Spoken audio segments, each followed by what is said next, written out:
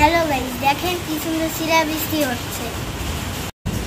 কি সুন্দর শিলাবৃষ্টি হচ্ছে গাইস। জোরে জোরে কি সুন্দর শিলাবৃষ্টি হচ্ছে গাইস।